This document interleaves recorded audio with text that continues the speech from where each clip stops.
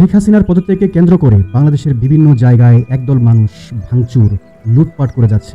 দেখুন, শেখ হাসিনার সরকার চলাকালীন আমরা লাস্ট কয়েক সপ্তাহে যতটুকু ক্ষতিগ্রস্ত হয়েছি, এখন শেখ হাসিনার সরকার চলে যাওয়ার পরও যদি আমরা ঠিক ওরকমভাবে সাধারণ মানুষের জানমালের ক্ষতি হয়, আমরা ক্ষতিগ্রস্ত হই, তাহলে আমি বলবো যে আমরা বেশি কিছু বদলাতে পারিনি এখন। কেননা যতগুলো ছাত্রছাত্রীর প্রাণ, যতগুলো সাধারণ মানুষের হয়রানি, যতগুলো মানুষ গ্রেফতার হয়েছে, যতগুলো মানুষ অত্যাচারিত হয়েছে, আমার মনে হয় যে সেগুলো করে আসলে বেশি কিছু আমরা লাভ করতে পারিনি। কেননা দেখুন, আজকে যদি আপনি দেশের একটা সম্পদ নষ্ট করেন, আর সেই সম্পদটা যদি পরবর্তী কোনো সরকার এসে তাকে গড়াতে হয়, তাহলে সে কিন্তু দেশের টাকা খরচ করেই সেই সম্পদটা গড়াবে, আপনার আমার ট্যাক্সের টাকা খরচ করে কিন্তু সেই সম্পদটা গড়াবে। তাহলে আলটিমেটলি আমরা কি করছি? আমরা কিন্তু নিজের ক্ষতি নিজে করছি। সো যারা যারা এই ধরনের ভাঙচুর, এই লুটপাটের সাথে জড়িত আছেন, দয়া করে এগুলো থেকে বিরত থাকবেন এবং আপনার আশেপাশে যারা এগুলো করতে চায় বা যারা করছে তাদেরকে এগুলো থেকে বিরত থাকার জন্য উৎসাহিত করবেন।